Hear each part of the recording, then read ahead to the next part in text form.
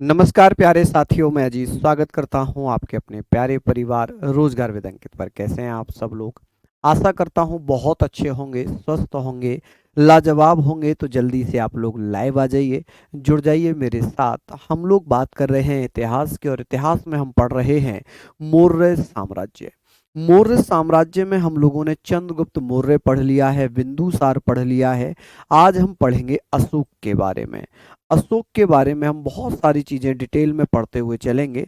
तो एक बार आप सभी साथी मेरे साथ जुड़ जाएं। जितने भी बच्चे यहाँ पर लाइव हैं, प्लीज़ जल्दी जल्दी से आप लोग लाइव आ जाएंगे। बात हो रही थी, हाँ जी, सभी को गुड आफ्टरनून, सभी को गुड आफ्टरनून। 12 बज चुके हैं और गुड आफ्टरनून आप सभी को। तो देखिए, हम बात करेंगे यहाँ पर, इसमें हमारा जो आज का टॉपिक रहेगा वो होगा अशोक मौर्य। क्या होगा जी? अशोक मौर्य। ठीक है जी। और मैंने आप लोगों से प्रॉमिस किया है कि मैं आपको क्लास में ही याद कराता हुआ चलूंगा। ठीक है। और हमने एक तरीका अपनाया था और उसके फायदे भी मैंने आपको बताए थे। एक बार फिर से मैं बता देता हूं कि आपका एक तो सिलेबस बहुत अच्छे से हो जाएगा, फिर आपको क्लास में ही याद करा दूंगा। 3 से 4 बार हम एक स्लाइड पढ़ते हैं, फिर 2 से 3 बार हम दूसरी स्लाइड पर लिखते हैं, उसको रिवाइज करते हैं। इतनी बार में आपको अच्छे से याद हो रहा होगा। चलिए, तो हम लोग अपना मौर्य साम्राज्य के बारे में बात कर रहे थे। अशोक मौर्य हम लोग यहाँ पर पढ़ेंगे। देखिए, अशोक मौर्य की अगर मैं बात करता हूँ तो 269 बीसी से लेकर 232 बीसी तक ये रहता है। आप कहेंगे सर हमने तो 273 बीसी पढ़ा था। 273 बीसी जरूर आपने पढ़ा है, 273 बीसी आपने पढ़ा है, लेकिन इस बीच उसने उत्तराधिकार का संघर्ष लड़ा, युद्ध किए और उसने अपना राज्याभिषेक करवाया 269 बीसी में। हालांकि हम लोग यहाँ पर बात करते हैं, यहाँ पर ये जो होगा 273 बीसी भी आप लोगों ने पढ़ रखा होगा, मैं इसको डिनाई नहीं करूंगा। लेकिन एक्चुअल में जो इसने शासन किया है वो 269 बीसी से लेकर 232 बीसी तक किया था। क्योंकि 273 बीसी में ही बिंदुसार बिंदुसार अपना सारा शासन वासन भैया छोड़ देता है। बात आती है कि अशोक का जन्म कब हुआ है। अशोक का जन्म होता है 304 बीसी में। इसकी माता का नाम है सुभद्रांगी। सुभद्रांगिनी ने अशोक को पटना में जन्म दिया था, यानी कि पाटलिपुत्र में जन्म दिया था। कहां पर जन्म दिया था? आप कहेंगे सर पाटलिपुत्र में। इसका जन्म कहां पर होता है? आप कहेंगे सर पाटलिपुत्र में। कहां पर जन्म हुआ था? पाटलिपुत्र में अशोक का जन्म हो जाता है। कब? 304 बीसी में। किसका जन्म हुआ था? अशोक मौर्य का जन्म 403 या 304, तो आप कहेंगे 304 बीसी में। अब अशोक के नामों की मैं चर्चा करता हूं। बिंदुसार नहीं पढ़ाए? अच्छा, ओहो, कल पढ़ाए थे बिंदुसार, कल पढ़ाए थे, कल हमने पढ़ाया था। चलिए, हम लोग बात कर रहे हैं,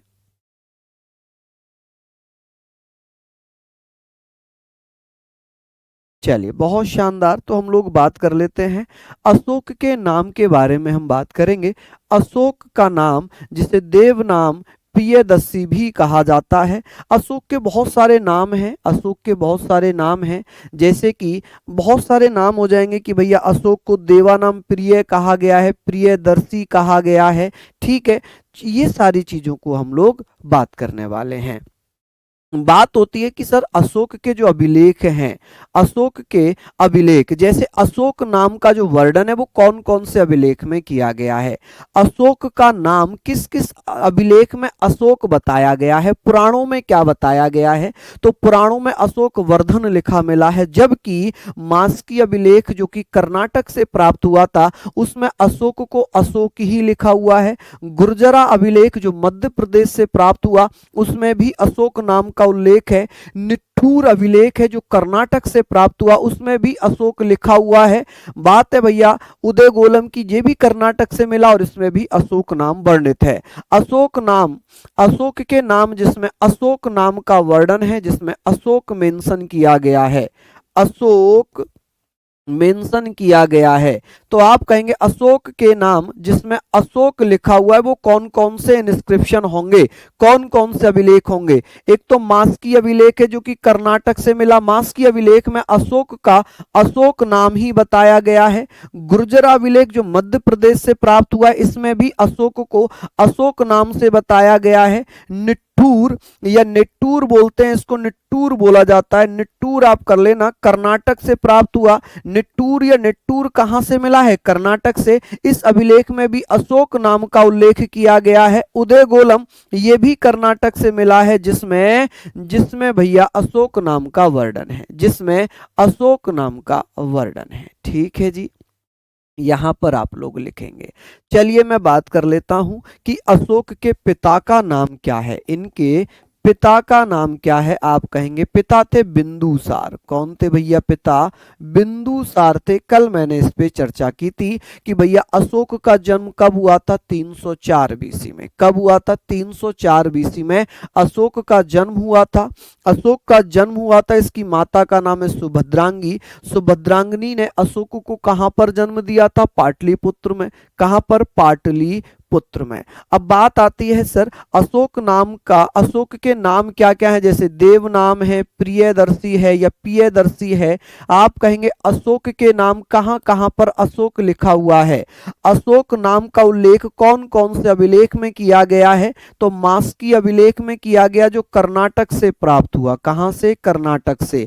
गुर्जरा अभिलेख जो कि मध्य प्रदेश से प्राप्त हुआ। निट्टूर अभिलेख कर्नाटक से प्राप्त हुआ। गुर्जरा मध्य प्रदेश से प्राप्त हुआ। उदयगोलम कर्नाटक से प्राप्त हुआ। इसमें अशोक नाम को अशोक नाम से ही प्रदर्शित किया गया है। तो आप लोग प्लीज इसको एक बार लिख लें। मैं कहानी बना देता हूं इसकी। कहानी आप कैसे लिखेंगे, कहानी आप कैसे लिखेंगे, कहानी आप बनाएंगे कि भैया बिंदुसार का एक बेटा था जिसका नाम अशोक है। अशोक राजा बनना चाहता था, बिंदुसार अपने पुत्र सुसीम को राजा बनाना चाहता था, लेकिन अशोक राजा बन जाता है। अशोक ने जन्म कब लिया, 304 बीसी में। किसके गर्भ से, कौन थी माता, सुभद्रांगी थी। अशोक का जन्म कहां पर हुआ था, पाटलिपुत्र में हुआ था। कहां पर हुआ था, पाटलिपुत्र में हुआ था। बात होगी अशोक के नाम क्या है, देव नाम है, प्रियदर्शी है। अशोक नाम का उल्लेख कहां कहां पर किया गया, कौन कौन से अभिलेख में किया गया है। तो आप कहेंगे अशोक नाम का उल्लेख मास्की जो कि कर्नाटक से प्राप्त हुआ, गुर्जरा अभिलेख जो मध्य प्रदेश से प्राप्त हुआ, निट्टूर जो कि कर्नाटक से प्राप्त हुआ, उदयगोलम जो कर्नाटक से प्राप्त हुआ, इसमें अशोक नाम का उल्लेख किया गया है। ठीक है जी, यहां तक लिख लिया आप लोगों ने, यहां तक आप लोगों ने लिख लिया होगा। ये वो अभिलेख हैं जिसमें अशोक को अशोक नाम से मेंशन किया गया है। अब बात आ जाती है रिवीजन की कि भैया अशोक का जन्म कब हुआ। अभी हमने पढ़ा था कि सर अशोक का जन्म 304 बीसी में होता है। 304 बीसी में अशोक का जन्म कहां पर होता है, माता कौन है, आप कहेंगे सर सुभद्रांगी। कौन है जी, सुभद्रांगी इनकी माता का नाम है। जन्म कहां पर होता है, आप कहेंगे सर पाटलिपुत्र में। कहां पर, पाटलिपुत्र में। अब जो हाथ से लिखवाना चाहते हैं वो मैं लिख रहा हूं। अशोक नाम क्या है, आप कहेंगे सर देव नाम है। क्या है, देव नाम है। और भैया प्रियदर्शी है। क्या है, प्रियदर्शी। आप कहेंगे प्रियदर्शी। अशोक नाम के उल्लेख भैया कहां कहां पर हैं, आप कहेंगे सर मास्की अभिलेख में। मास्की अभिलेख कहां से मिला है, कर्नाटक से। कि मास्की अभिलेख जो कि कर्नाटक से प्राप्त हुआ था उसमें अशोक नाम को अशोक से ही वर्णित किया गया है। मास्की हो जाएगा। गुर्जरा अभिलेख हो जाएगा, गुर्जरा अभिलेख। गुर्जरा ये कहां से मिला है, मध्य प्रदेश से, यानी कि एमपी से प्राप्त हुआ। एक है निट्टूर, निट्टूर इसको बोलेंगे, निट्टूर या निट्टूर, ये भी कहां से मिला था, कर्नाटक से प्राप्त हुआ। कहां से, कर्नाटक से। एक अभिलेख और मिला है जिसे उदयगोलम कहते हैं। क्या कहते हैं, उदयगोलम। अब भैया हाथ से लिखने वाले बच्चे यहां से लिख सकते हैं उदयगोलम। ये भी कहां से प्राप्त हुआ है, कर्नाटक से प्राप्त हुआ। कहां से प्राप्त हुआ, कर्नाटक से प्राप्त हुआ। तो मेरे साथ एक बार रिवाइज करो, मेरे साथ एक बार आप लोग रिवाइज करिए कि भैया यहाँ पर अशोक जो है, सम्राट अशोक, जिसने 269 बीसी से लेकर 232 बीसी तक, 269 बीसी से 232 बीसी तक शासन किया। अशोक का जन्म 304 बीसी में होता है, जिसकी माता का नाम सुभद्रांगी है, और भैया इसका जन्म पाटलिपुत्र में होता है। अशोक के नाम भैया देव नाम है, प्रियदर्शी है, इसका मतलब है देवताओं का प्यारा। इसका मतलब देव नाम देवताओं का प्यारा, देवताओं का प्यारा, याद रखना, देवताओं का प्यारा भी इसे कहा गया है, देवताओं का प्यारा भी कहा गया है। अशोक के नाम कौन कौन से अभिलेख में मिले हैं? तो अशोक के नाम यानी कि अशोक नाम का वर्णन, अशोक नाम का वर्णन कौन कौन से अभिलेख में किया गया है? अशोक नाम का वर्णन भैया मास्की अभिलेख में, जो कि कर्नाटक से मिला, गुर्जरा अभिलेख जो कि मध्य प्रदेश से मिला, निट्ठूर अभिलेख जो कि कर्नाटक से मिला, उदयगोलम अभिलेख जो कि कर्नाटक से मिला। तो आप इसको यहां पर समझ के पढ़ लें।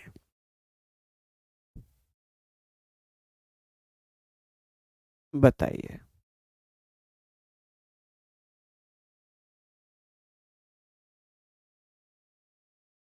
यहां तक आपने लिख लिया होगा। अब बताइए, मैंने मैंने आपको प्लीज समझने का प्रयास करिए। मैंने यहां पर आपको 3 से 4 बार रिवाइज कराया, मैंने यहां पर आपको हाथ से लिख दिया एक बार, फिर मैंने 2 बार इसको पढ़ लिया, फिर 3 बार मैंने रिवाइज कर लिया, 5 से 6 बार भी, 5 से 6 बार भी, 5 से 6 बार भी अगर आप लोगों ने भैया नहीं याद करेंगे, नहीं लिखेंगे, तो फिर बड़ी समस्या है, फिर बड़ी समस्या है। बताइए, यहां तक समझ में आया हो तो प्लीज थम जरूर कर दीजिएगा, क्योंकि आपके लिए बहुत मेहनत हो रही है, आपके लिए हमारी टीम भी, मैं भी, सारे लोग काम कर रहे हैं ताकि आप लोग अच्छे से पढ़ पाएं, आप लोगों को अच्छे से समझ में आए। ठीक है, तो मेरा उद्देश्य, मेरा मकसद सिर्फ यही है कि मैं आप लोगों को क्लास में ही याद करा दूं। ठीक है, चलिए अब हम नेक्स्ट तरफ चलते हैं, बात करते हैं भैया, बात कर लेते हैं। एक भ्रव अभिलेख है, भर्व अभिलेख राजस्थान से मिला था, जिसमें अशोक ने स्वयं को मगध का सम्राट बताया। कि कौन सा ऐसा अभिलेख है जिसमें अशोक ने अपने आप को सम्राट बताया है? अशोक ने अपने आप को सम्राट बताया था। तो आप कहेंगे सर, राजस्थान से एक इंस्क्रिप्शन मिला है भर्व, जिसमें अशोक ने अपने आप को मगध का सम्राट बताया। बहुत बार क्वेश्चन पूछा जा सकता है कि भैया ये बताइए, निम्नलिखित में से किस अभिलेख में अशोक ने अपने आप को मगध का सम्राट बताया था? आप कहेंगे राजस्थान से एक अभिलेख प्राप्त हुआ था जिसे भर्व अभिलेख बोलते हैं।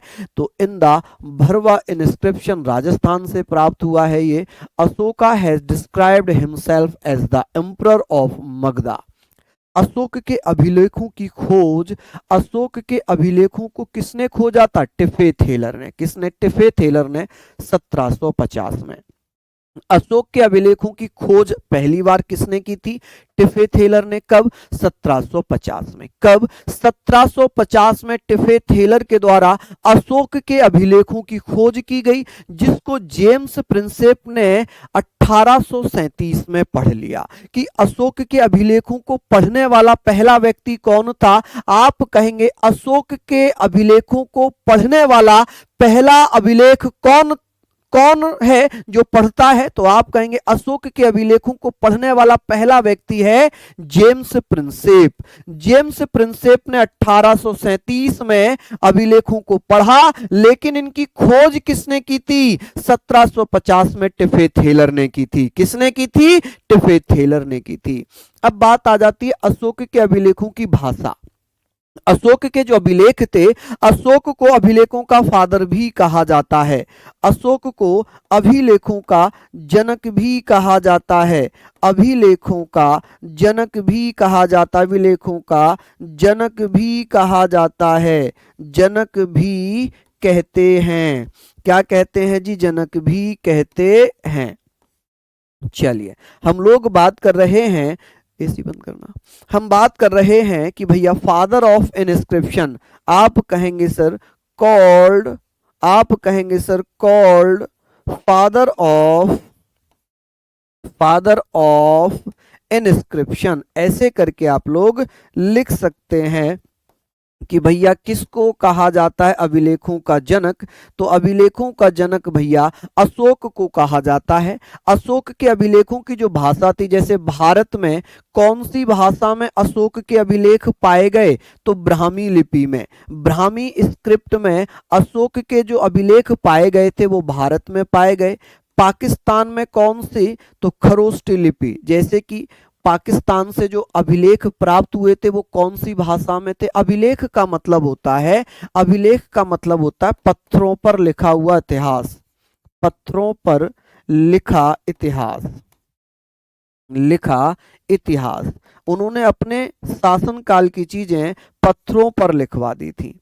किस पर लिखवा दी थी, history return on the stone, पत्थरों पर लिखे जाते थे। कहां पर, पत्थरों पर लिखे जाते थे। चलिए हम लोग बात करते हैं, हम लोग बात करेंगे कि भैया पाकिस्तान में कौन सी भाषा के अभिलेख मिले थे, खरोष्टी लिपि के अभिलेख मिले थे।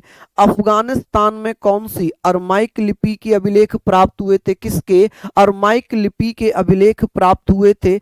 एशिया माइनर यानी कि तुर्की से ग्रीक भाषा में, ग्रीक भाषा में भैया अभिलेख प्राप्त हो गए थे। मैं एक बार फिर से रिवाइज करा रहा हूं कि अशोक के जो अभिलेख थे, अशोक के जो अभिलेख थे वो कौन कौन सी भाषा में लिखे गए थे, ब्राह्मी में, खरोष्टी में, अरमाइक में और भैया ग्रीक में। तो भारत में सर्वाधिक अभिलेख कौन सी भाषा में पाए गए हैं, ब्राह्मी लिपि में सर्वाधिक अभिलेख भारत में पाए गए। पाकिस्तान में खरोष्टी लिपि में अभिलेख पाए गए, अरमाइक लिपि में अफगानिस्तान में अभिलेख पाए गए और एशिया माइनर में तुर्की, तुर्की जो एशिया माइनर है वहां पर ग्रीक भाषा में ये पाए गए थे। अब बात करते हैं कि अशोक के अभिलेखों की खोज किसने की थी, टिफे-थेलर ने। टिफे-थेलर कौन था, ये एक अंग्रेज इतिहासकार था। कौन था, एक अंग्रेज इतिहासकार था। अब भैया इसको सबसे पहले किसने पढ़ा था, एक अंग्रेज व्यक्ति था जेम्स प्रिंसेप, उसके द्वारा भैया अशोक के अभिलेखों को पढ़ा गया। बात आती है कि सर कौन से अभिलेख में अशोक ने अपने आप को मगध का क्या किया था, मगध का सम्राट घोषित किया है। तो राजस्थान से भव्र अभिलेख प्राप्त हुआ है। कौन सा, भव्र अभिलेख प्राप्त हुआ है जिसमें अशोक ने अपने आप को क्या बताया है, अशोक ने अपने आप को मगध का सम्राट बताया है। चलिए फिर से पढ़ा देता हूं कि भव्र अभिलेख में अशोक ने अपने आप को मगध का सम्राट कहा। अब अशोक के अभिलेखों की खोज टिफे-थेलर ने 1750 में की। उसके बाद उसके अभिलेखों को किसने पढ़ा था, 1837 में पढ़ा था। और किसने पढ़ा था, चलिए किसने, जेम्स प्रिंसेप ने। अशोक के अभिलेखों की भाषा कौन सी है, तो जैसे कि भैया उसकी कौन सी 4 लिपियां यहां पर हो गई। तो भारत में सबसे ज्यादा कौन से अभिलेख पाए गए, ब्राह्मी लिपि के। पाकिस्तान में सबसे ज्यादा खरोष्टी लिपि के। अफगानिस्तान में अरमाइक लिपि के। एशिया माइनर यानी कि तुर्की में ग्रीक लिपि के पाए गए थे। किसके, ग्रीक लिपि के पाए गए थे। अब आगे बात करते हैं कि भैया यहां पर बताइए कि भव्र अभिलेख, राजस्थान में अशोक ने स्वयं को मगध का सम्राट घोषित किया। अशोक के अभिलेखों की खोज 1750 में टिफे-थेलर के द्वारा कर दी गई। टिफे-थेलर, आप कहेंगे सर टिफे-थेलर के द्वारा कर दी जाती है, टिफे-थेलर के द्वारा कर दी गई, टिफे-थेलर द्वारा खोज कर दी गई। आगे कि भैया इसके अभिलेखों को पढ़ा किसने है, तो आप कहेंगे जेम्स प्रिंसेप ने, जेम्स प्रिंसेप द्वारा पढ़ा गया, जेम्स प्रिंसेप द्वारा पढ़ा जाता है। किसके द्वारा, जेम्स प्रिंसेप द्वारा अशोक के अभिलेखों की भाषा। जैसे भारत में जो अभिलेख प्राप्त हुए वो कौन सी भाषा में प्राप्त हुए थे, ब्राह्मी लिपि में। किसमें, ब्राह्मी स्क्रिप्ट में। इंग्लिश वाले बच्चे ब्राह्मी स्क्रिप्ट। पाकिस्तान में आप कहेंगे सर खरोष्टी लिपि में। कौन सी, खरोष्टी लिपि में, खरोष्टी, आप कहेंगे सर खरोष्टी लिपि। आप बताइएगा खरोष्टी लिपि में पाए गए। ठीक है, अफगानिस्तान में आप कहेंगे सर अरमाइक, किसमें? अरमाइक लिपि में पाए गए। किसमें? अरमाइक लिपि में पाए गए। हाथ से लिखने वाले बच्चे लिख लेना यहां पर। एशिया माइनर तुर्की में भैया आप कहेंगे ग्रीक में। किसमें? ग्रीक लिपि में भैया पाए गए। ऐसे क्वेश्चन पूछेगा सर अशोक के जो अभिलेख थे जो एशिया माइनर से प्राप्त हुए वो कौन सी भाषा में थे, कौन सी लिपि में थे? तो ग्रीक लिपि में थे। अफगानिस्तान से जो अभिलेख प्राप्त हुए थे वो अरमाइक लिपि में थे।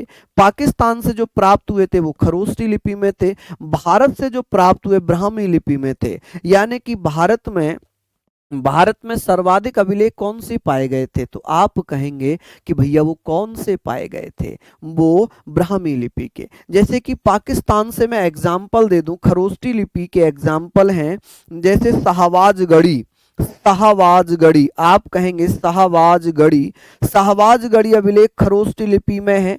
जैसे कि मानसहरा, मानसहरा अभिलेख, मानसहरा अभिलेख, ये दोनों ही अभिलेख कौन सी भाषा में पाए गए हैं? ये दोनों ही अभिलेख आप कहेंगे सर ये दोनों ही अभिलेख खरोष्टी भाषा में पाकिस्तान से पाए गए। कहां से पाए गए? पाकिस्तान से पाए गए।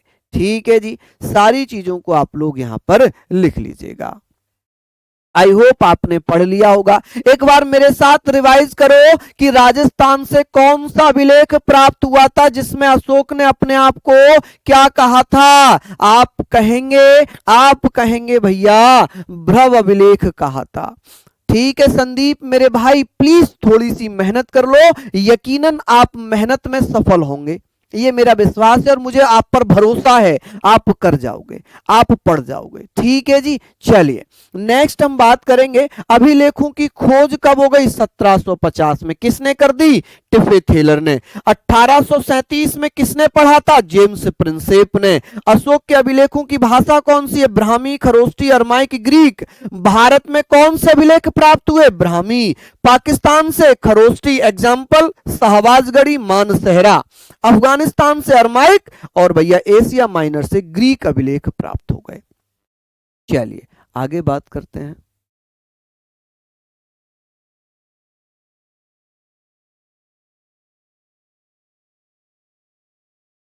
चलिए लिख लीजिए अच्छे से, शानदार तरीके से, ये आप लोग इसको लिख लेते हैं। ठीक है जी, यहां तक आप लोग इसको लिख लीजिए। अब बात करते हैं नेक्स्ट, हम बात करते हैं जी कलिंग युद्ध की। हम बात करेंगे जी यहाँ पर कलिंग युद्ध की। देखिए कलिंग युद्ध कब होता है? कलिंग युद्ध हो जाता है जी जब अशोक गद्दी पर बैठा 269 बीसी में। जब अशोक गद्दी पर बैठा तो उसके शासन काल के लगभग 8वें वर्ष बाद, यानी कि 8 वर्ष बाद, 269 में बैठा, 8 वर्ष बाद यानी कि 261 बीसी में कलिंग युद्ध हुआ। कलिंग भैया ओडिशा में पड़ता है। कलिंग ओडिशा में पड़ता है। कलिंग की राजधानी है तोसली। अब यहां पर एक राजा राज करते थे जिनका नाम था पद्मनाभन। पद्मनाभ या पद्मनाभन एक राजा हुआ करते थे, एक राजा थे। अब इनके बीच, अशोक और पद्मनाभन के बीच में कलिंग का युद्ध हो जाता है। ये युद्ध महाभारत के आसपास तुलना की जाती है, इतना बड़ा युद्ध रहा। इसमें लगभग 2.5 लाख लोग मारे गए। हुआ ये कि अशोक के लगभग 1 लाख सैनिक मारे गए और पद्मनाभन के 1.5 लाख लोग मारे गए। 1.5 लाख सैनिक मारे गए। अब इसमें क्या हुआ? इसमें भैया आप कह सकते हैं कि इसमें अशोक का हृदय परिवर्तित हो जाता है। किसका? अशोक का हृदय परिवर्तित हो जाता है और अशोक ने युद्ध नीति का त्याग कर दिया। युद्ध नीति को भेरी घोष के नाम से जाना जाता था। किसके नाम से? भेरी घोष के नाम से जानते थे। ठीक है, भेरी घोष की नीति का त्याग कर दिया। उन्होंने धम्म घोष की नीति को अपना लिया। धम्म घोष की नीति मतलब शांति की नीति थी, पीस पॉलिसी थी। ठीक है जी, तो आप कहेंगे वॉर पॉलिसी कौन सी थी जिसको छोड़ दिया था? वो थी भेरी घोष।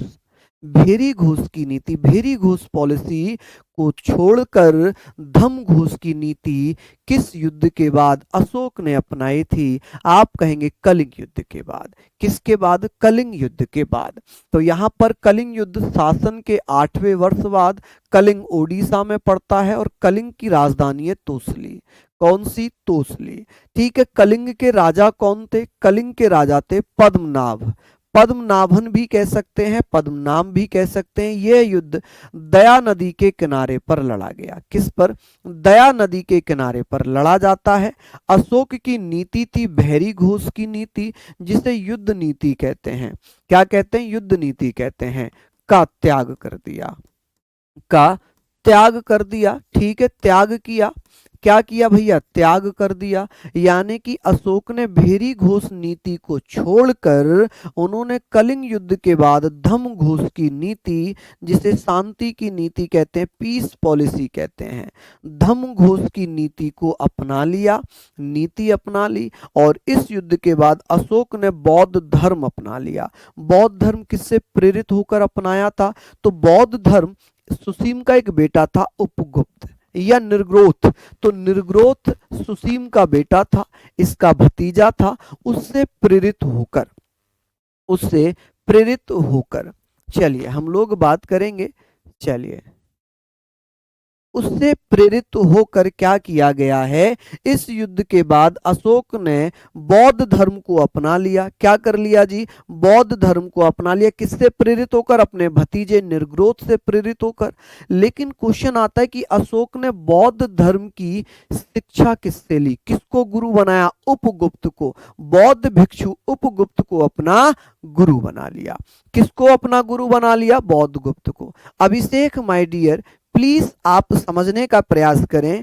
केवल आप ही हैं जो शायद नहीं समझ पा रहे हैं, बाकी तो सभी बच्चों को समझ में आ रहा है और याद भी वो कर पा रहे हैं, याद भी वो कर पा रहे हैं। तो भाई आप लोग प्लीज, सभी बच्चे बहुत मेहनत कर रहे हैं और सभी का बहुत अच्छा रिप्लाई भी आ रहा है कि मजा आ रहा है पढ़ने में, याद भी हो रहा है। तो सारी चीजों को आप लोग पढ़ लो। लेकिन अभी से एक संदीप, प्लीज आप लोग इन चीजों को समझो कि आप लोगों को भी अच्छे से मेहनत करने से ही आएगा, मेहनत करने से ही आएगा। हाथ से मैं लिखूंगा वो इमला टाइप हो जाएगा। मैं लिख रहा हूं, आप कॉपी डाउन कर रहे हो, समझने का टाइम नहीं मिल रहा है। भैया ये इंपॉर्टेंट है, ये आपके फायदे के लिए है, आपके फायदे के लिए। समझ रहे हो आप लोग? अच्छा ये बताओ, मुझे कोई लालच है कि मैं हाथ से ना लिखूं? मुझे कोई प्रॉफिट है? मुझे तो दोनों ही स्थितियों में आपको पढ़ाना है। लेकिन मुझे ये भी तो देखना है कि मैं आपके लिए ज्यादा अच्छा काम कर पाऊं। और ज्यादा अच्छा काम ये है कि आपको ऐसे ज्यादा अच्छा लगेगा, ऐसे ज्यादा अच्छा लगेगा, क्योंकि 2 से 3 बार हम लोग यहां पर रिवाइज कर लेते हैं, फिर अगली बार हम हाथ से लिख लेते हैं। नेक्स्ट पेज पर तो मैं हाथ से ही लिख रहा हूं, तो आप वहां पर हाथ से लिख लो। भाई यही तो हो सकता है कि आपको हाथ से लिखना है तो आप दूसरे पेज पर अपने हाथ से लिख लो। अब जैसे मैंने यहां पर लिखना है, अब बताइए यहां पर मैं अपने हाथ से लिखूंगा, तो आप अपने हाथ से लिख लो। आप अपने हाथ से लिख लो कि कलिंग युद्ध कब हुआ था? 261 बीसी में। आप कहेंगे सर 8वें वर्ष बाद। 8वें वर्ष बाद मतलब 8 वर्ष बाद, बाद किसके? शासन के 8 वर्ष बाद। जब वो रूल कर रहा था तो शासन के 8 वर्ष बाद। कलिंग की राजधानी क्या थी? आप कहेंगे सर तोसली। तोसली किसकी राजधानी थी? कलिंग की। राजा कौन थे? पद्मनाभ। पद्मनाभ, याद रखना, पद्मनाभ कहां के राजा थे? कलिंग के। कौन सी नदी के किनारे हुआ था? दया नदी के किनारे पर। किसके? दया नदी के किनारे पर। दया नदी के किनारे पर यह युद्ध लड़ा जाता है, किनारे पर यह युद्ध लड़ा जाता है। अशोक की नीति कौन सी थी भैया? भैरी घोष की नीति थी। भैरी घोष नीति का त्याग किया। भैरी घोष की नीति, भैरी घोष की नीति, जिसे युद्ध नीति भी कहते हैं, युद्ध नीति भी कहते हैं। हाथ वाले बच्चे यहां से लिख लो, कोई समस्या नहीं, मैं हाथ से ही तो लिख रहा हूं। कलिंग युद्ध के बाद उसने क्या किया? उसने भैया कौन सी? धम्म घोष की नीति अपनाई। धम्म घोष की नीति अपनाई, जिसे हम क्या बोलते हैं भैया? जिसे हम शांति की नीति बोलते हैं। क्या बोलते हैं इसको? हम शांति की नीति बोलते हैं। शांति की नीति। कि भैया शांति की नीति किसने अपनाई थी? आप कहेंगे सर अशोक ने। कौन से युद्ध के बाद? कलिंग युद्ध के बाद। अशोक की पहले कौन सी नीति थी? भैरी घोष। भैरी घोष कैसी थी? युद्ध की नीति थी। कि भैया कलिंग युद्ध कौन सी नदी पर लड़ा गया? दया नदी पर। कि भैया राजा कौन थे कलिंग के? पद्मनाभ थे, जिन्हें पद्मनाभन भी लिखा जाता है। पद्मनाभन, आप कहेंगे पद्म, इसको पद्मनाभन भी लिखना, इसको पद्मनाभन, पद्मनाभन, ठीक है जी, पद्मनाभन भी आप लोग इसको लिख सकते हैं, पद्मनाभ या पद्मनाभन भी आप लोग इसको लिख सकते हैं। कलिंग की राजधानी क्या थी? तोसली। कलिंग युद्ध कब हुआ? 8वें वर्ष, यानी कि जब अशोक गद्दी पर बैठा उसके 8वें वर्ष। कब माय डियर? उसके 8वें वर्ष, ठीक है। बताइए क्या याद हो गया यहां तक? क्या ये चीज याद हो गई? चलिए, अशोक ने कौन सा धर्म अपना लिया था कलिंग युद्ध के बाद? तो इस युद्ध के बाद अशोक ने बौद्ध धर्म अपना लिया था। कौन सा? बौद्ध धर्म अपना लिया था, ठीक है। चलिए, बहुत बढ़िया, शानदार, यहां तक हम लोग पढ़ लेंगे। ये सारी चीजें आप लोगों ने नोट डाउन कर ली।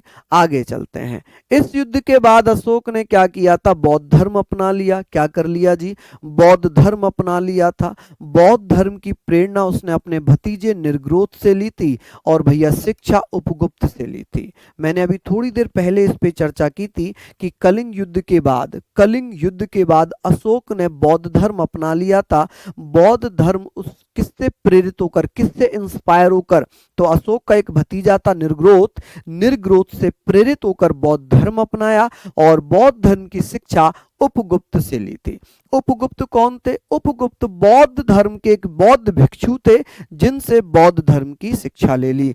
अब बात आती है बौद्ध धर्म की। ये अशोक की पत्नी देवी, और देवी के जो बच्चे थे, एक महेंद्र हुआ, एक भैया संघमित्रा और एक चारुमती, ठीक है जी। बात होगी भैया यहां पर एक पत्नी उसकी, और कौन सी है? उसकी एक पत्नी ये हो गई, एक होगी करुबाकी। करुबाकी से एक पुत्र प्राप्त हुआ जिसका नाम है तीवर, और एक पत्नी थी इसकी भैया पद्मावती, जिससे कुणाल ने जन्म लिया, और कुणाल को ही अशोक का उत्तराधिकारी बताया गया। अशोक का उत्तराधिकारी बताया गया, ठीक है जी।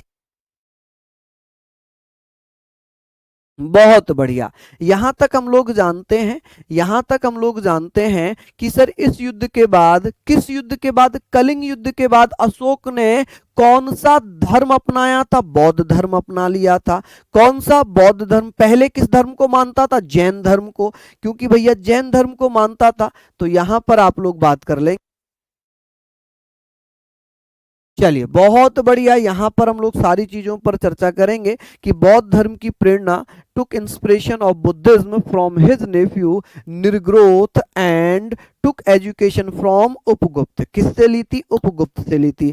अशोक की पत्नी देवी है, करुबाकी है और पद्मावती है, ठीक है। अशोक का भैया यहाँ पर ये क्या है? पुत्र है, ये पुत्री है, ये भी पुत्री है। इन तीनों बच्चों को जन्म दिया देवी ने, करुबाकी से जन्म लिया तीवर ने, और पद्मावती से जन्म लिया कुणाल ने, और कुणाल को ही अशोक का उत्तराधिकारी बताया गया। क्या बताया गया जी? अशोक का भैया क्या बताया गया है?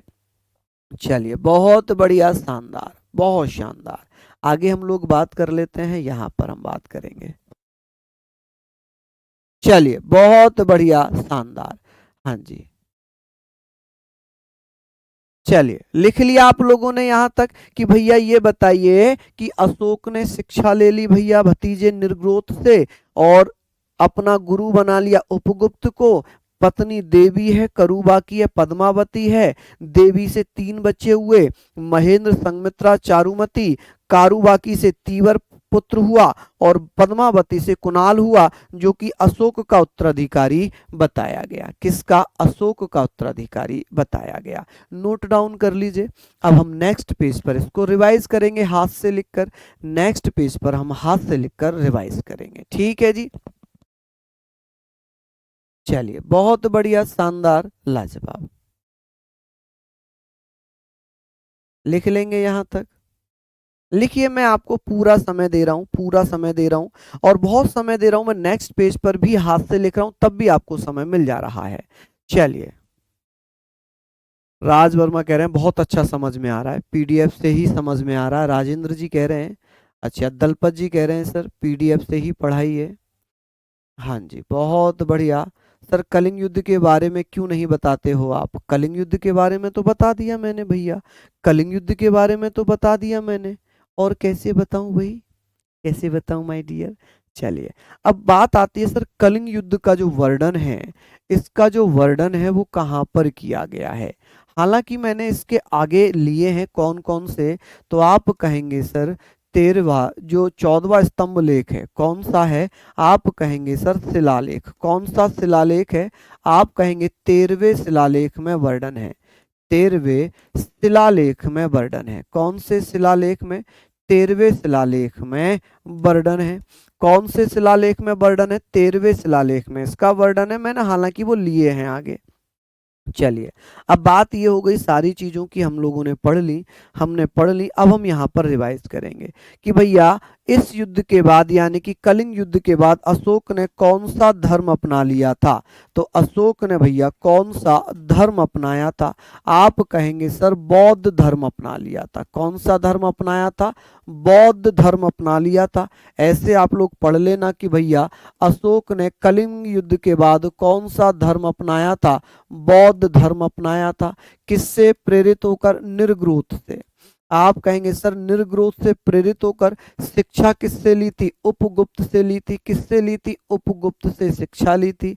बात आती है कि भैया अशोक की पत्नी देवी है, अशोक की पत्नी देवी है, और देवी से जो संतान पैदा हुई, जैसे पुत्र पैदा हुआ था महेंद्र। कौन पैदा हुआ, महेंद्र। एक पुत्री पैदा हुई संघमित्रा। कौन सी, संघमित्रा। और एक पुत्री और हुई चारुवती। चारुमती कह सकते हैं इसको, चारुवती भी कह सकते हैं। आप कहेंगे सर चारुमती। कौन सा, आप कहेंगे चारुमती। ठीक है, क्या कहेंगे, चारुमती। अच्छा, एक पत्नी, इसकी पत्नी थी करुबाकी। कौन सी, करुबाकी। करुबाकी से कौन सा पुत्र प्राप्त हुआ था, एक पुत्र था तीवर। कौन सा, तीवर। इसका बेटा था तीवर, और एक पत्नी थी भैया उसकी पद्मावती। कौन, पद्मावती। पद्मावती से किसने जन्म लिया था, कुणाल ने। किसने, कुणाल ने। और कुणाल की अगर मैं बात करूं, यही अशोक का उत्तराधिकारी था। यही अशोक का उत्तराधिकारी था, अशोक का उत्तराधिकारी बना। उत्तराधिकारी, आप कहेंगे सर उत्तराधिकारी कौन था अशोक का, तो आप कहेंगे सर उत्तराधिकारी कुणाल को ही माना गया है। कुणाल को ही माना गया है। तो ये चीजें भी आप लोग लिख लीजिए। बताइए,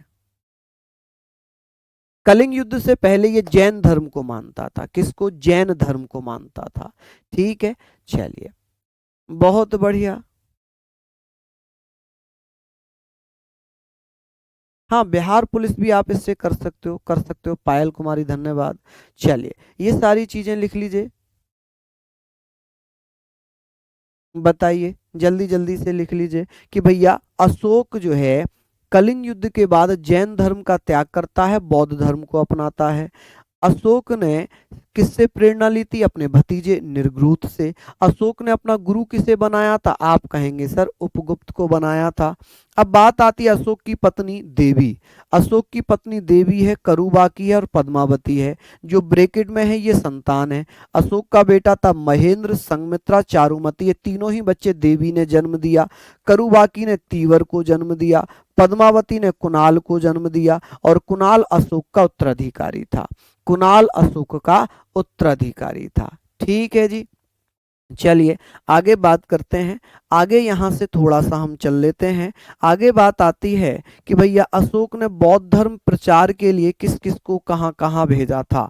अशोक ने बौद्ध धर्म प्रचार के लिए श्रीलंका किसको भेज दिया था, तो श्रीलंका उसने अपने बेटे महेंद्र और पुत्री संघमित्रा को भेजा था। कि भैया अशोक ने महेंद्र और संघमित्रा को बौद्ध धर्म प्रचार के लिए कहां भेजा था, श्रीलंका भेज दिया था। कहां, श्रीलंका। कहां भेजा था, श्रीलंका। कि अशोक ने बौद्ध धर्म प्रचार करने के लिए श्रीलंका किसे भेजा था, अपने बेटे महेंद्र और अपनी बेटी संघमित्रा को भेज दिया। तक्षशिला में किसको भेजा था, मज्झांतिक को भेजा था। मज्झांतिक को अशोक ने कहां भेजा था, तक्षशिला में भेजा था। और हिमालय क्षेत्र में मंझिम को भेजा था। किसको? मध्यम को भेजा था। तो मध्यम कहाँ गया था? मध्यम कहाँ गया था? हिमालय। मझिंतक कहाँ गया था? तक्षशिला। संघमित्रा और महेंद्र कहाँ गए थे? श्रीलंका गए थे। कहाँ गए थे? श्रीलंका गए थे। बौद्ध धर्म प्रचार करने के लिए संघमित्रा को कहां भेजा था? श्रीलंका। महेंद्र को कहां भेजा था? श्रीलंका। मझंतक को कहां भेजा था? मझंतक को कहां भेजा? तक्षशिला। मध्यम को कहां भेजा? हिमालय क्षेत्र में। भारत में सर्वप्रथम शिलालेखों का प्रारंभ अशोक ने किया, इसीलिए इसे शिलालेख का भी जनक कहते हैं। अशोक के शिलालेखों की संख्या 14 थी। अशोक के टोटल शिलालेख कितने थे? 14। स्तंभ लेख कितने थे? कॉलम आर्टिकल्स कह सकते हैं, एडिक्ट ऑफ अशोका कह सकते हैं, इसे रॉक एडिक्ट भी कहते हैं, रॉक एडिक्ट भी कहते हैं। ठीक है जी। अब बात करेंगे सर गुहा लेख कितने हैं? 3। कि अशोक के शिलालेखों की संख्या कितनी है? 14। अशोक के स्तंभ लेख की संख्या कितनी है? 7। गुहा लेख की संख्या कितनी है? 3 है। कितनी है? 3 है। दिव्यांशु भंडारी कह रहे हैं मजा आ रहा है सर। बहुत बढ़िया। हाँ जी, बहुत बढ़िया। सोनू कह रहे हैं जी मुझे कभी इंटरेस्ट नहीं आता था, लेकिन आपकी क्लास ले रहा हूं तो मजा आ रहा है, कुछ अलग ही फील हो रहा है। देखिए जब तक आप मन से नहीं पढ़ोगे, मन से नहीं पढ़ोगे, एक दो बच्चे मैं कंटिन्यू देख रहा हूं वो एक ही कमेंट को टाइप कर रहे हैं, तो आप ये बताओ इतना समय आप कमेंट टाइप करने में लगा रहे हो तो फिर आपको ना तो समझ में आएगा, ना भैया आप उसको लिख पाओगे, ना तो आप लिख पाओगे, ना समझ पाओगे, ना फिर आपको याद होगा। ठीक है। बाकी आप बहुत बढ़िया पढ़ रहे हैं, सारे बच्चे बहुत शानदार पढ़ रहे हैं, शानदार पढ़ रहे हैं, ऐसे ही पढ़ते रहिए। विकास जी कह रहे हैं मजा आ रहा है सर। चलिए लिख लिए आप लोग ये सारी चीजें कि बौद्ध धर्म प्रचार के लिए श्रीलंका महेंद्र को भेजा, संघमित्रा को भेजा। तक्षशिला में किसको भेजा था भैया? मध्यांतिक को भेजा था। हिमालयी क्षेत्र में मंझिम को भेजा था। मध्यम क्या है? मध्यम है। बात करते हैं कि शिलालेखों का प्रचार भारत में किसने किया या शिलालेखों को किसने लिखवाया था? अशोक ने। शिलालेखों का मतलब होता है पत्थरों पर लिखे हुए लेख, रिकॉर्ड। ठीक है, जो भैया रिकॉर्ड किए जाते थे, जो अपने शासन के बारे में लिखवाते थे, उसे शिलालेख कहेंगे। अभिलेख शिलालेख हो जाएंगे। अभिलेख होता है रिकॉर्ड, इतिहास। शिलालेख मतलब पत्थर पर लिखा गया। स्तंभ लेख मतलब बड़े बड़े कॉलम बनाकर लिख दिया गया। ठीक है, कितने थे? तो आप कहेंगे 7। गुहा लेख कितने थे? 3। लिख लीजिए जल्दी से। चलिए बहुत बढ़िया, शानदार।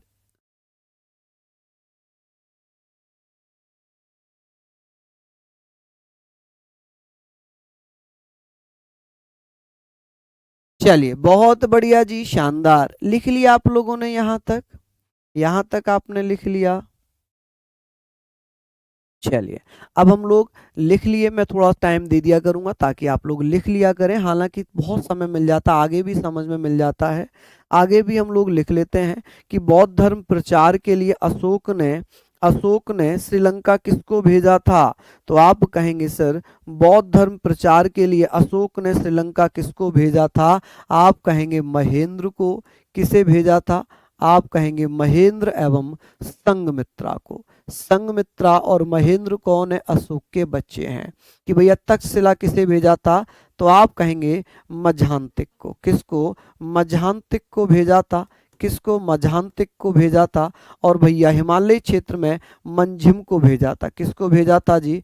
मंझिम को भेजा था। ये भी आप लिख लें कि भैया सर्वप्रथम शिलालेखों का प्रारंभ किसने किया था? अशोक ने किया था। कि अशोक के शिलालेखों की संख्या कितनी है? 14 है। कितनी है जी? 14 है। कि अशोक के स्तंभ लेख कितने हैं? 7 है। गुहा लेख कितने हैं? 3 है। गुहा लेख कितने? 3। स्तंभ लेख कितने? 7। अशोक के शिलालेख कितने? 14। सबसे बड़ा शिलालेख कौन सा होगा? आप कहेंगे सर सबसे बड़ा शिलालेख कौन सा है?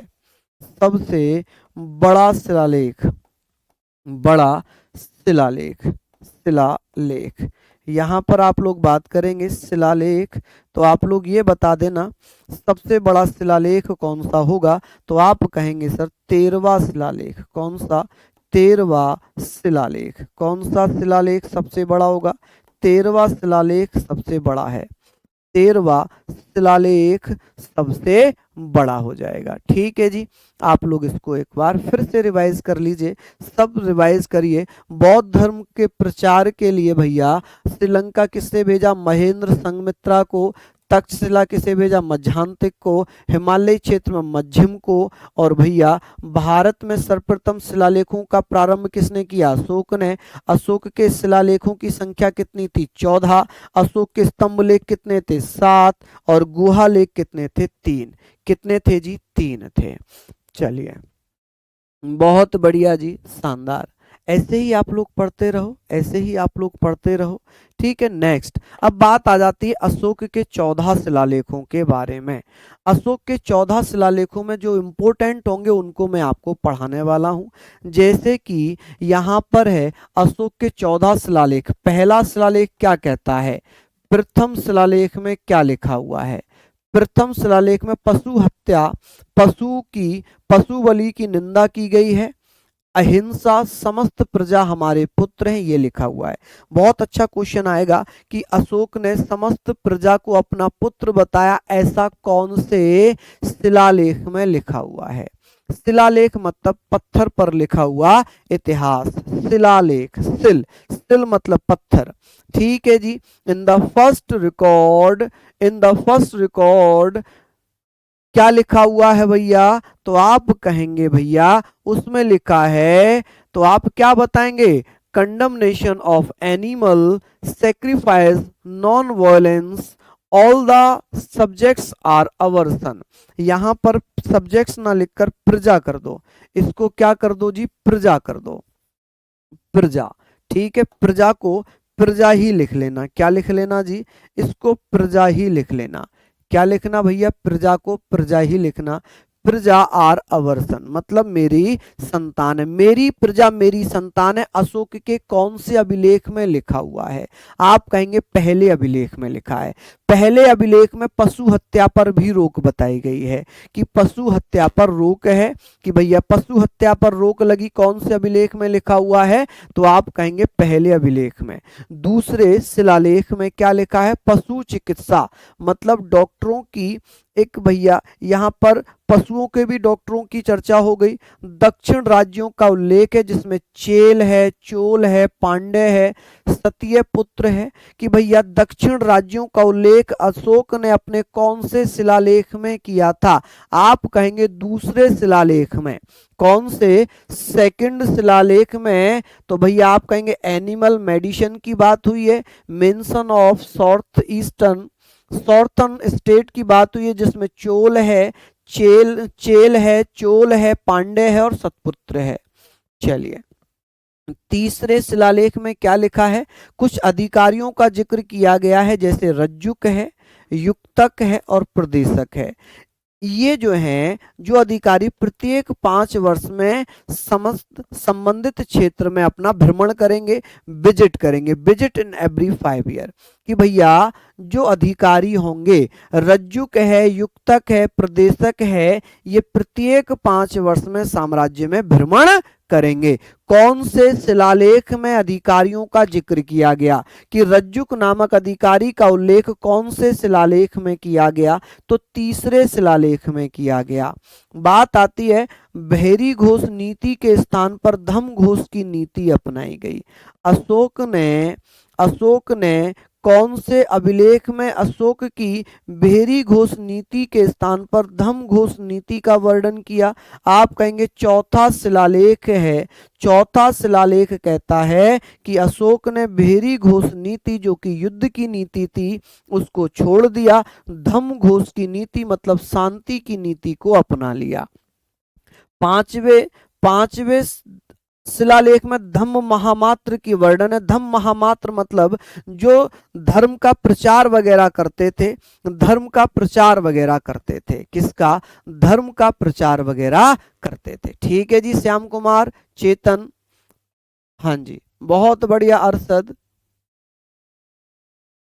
चलिए, लिख लिया होगा ये सारी चीजें। चलिए,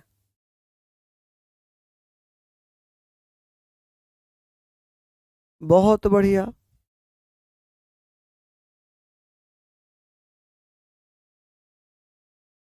एक बच्चा कह रहा है सर मैं सब्जी बना रहा हूँ और मैं आपकी क्लास ले रहा हूँ, मुझे बहुत अच्छा लग रहा है, मेरी सब्जी भी, अरे वाह, बिल्कुल अच्छी बनेगी सब्जी आपकी। चलिए, यहाँ तक आपने पढ़ लिया होगा। मैं इसको अच्छे से, अभी और हमारा बचा हुआ है, अभी हमारा थोड़ा सा बचा हुआ है, मैं इसको यहीं तक रोकता हूँ, इससे आगे मैं कल कंटिन्यू करूँगा। इससे आगे मैं कल कंटिन्यू करूँगा और इसके हम कल टेस्ट भी करेंगे, पूरे साम्राज्य के, मगध साम्राज्य का हम कल टेस्ट भी करेंगे। ठीक है जी। चलिए, तो बहुत बहुत धन्यवाद, नमस्कार, जय हिंद, जय भारत।